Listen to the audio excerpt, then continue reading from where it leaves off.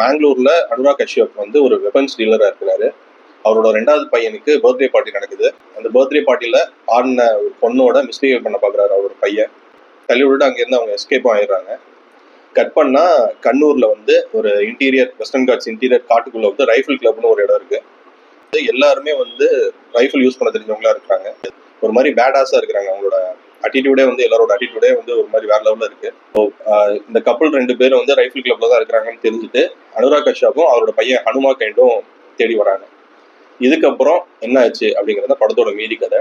படத்தோட பெரிய பிளஸ்ஸே வந்து படத்தோட பிளாட்டும் ஸ்கிரீன் பிளேயும் தான் சொல்லணும்.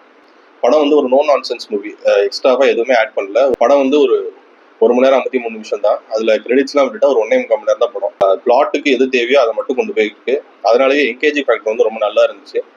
சினிமோட்டோகிராஃபி அண்ட் மியூசிக் வந்து படத்துக்கு பெரிய ப்ளஸ். நிறைய டாப் ஆங்கிள் ஷாட்ஸ்லாம் ரொம்பவே சூப்பராக இருந்துச்சு. மியூசிக்குமே வந்து ரொம்ப எஃபெக்டிவாக இருந்துச்சு. படத்தோட யூஎஸ்பி வந்து ஆக்ஷன் கோரியோகிராஃபி தான். எஸ்பெஷலி டுவர்ட்ஸ் கிளைமேக்ஸ் ஒரு லாஸ்ட் ஒரு 20 நிமிஷம் வந்து வேற லெவலில் இருந்துச்சு. இந்த லாஜிக்னு நம்ம பெருசாக எதுவுமே பார்க்காம இது ஒரு என்டர்டைன்மெண்ட் மூவியாக மட்டும் பார்த்துட்டு போனால் நமக்கு வந்து எந்த ப்ராப்ளமே இருக்காது. இந்த படத்துக்கு நான் கொடுக்குற ரேட்டிங் வந்து 3.5 out of 5.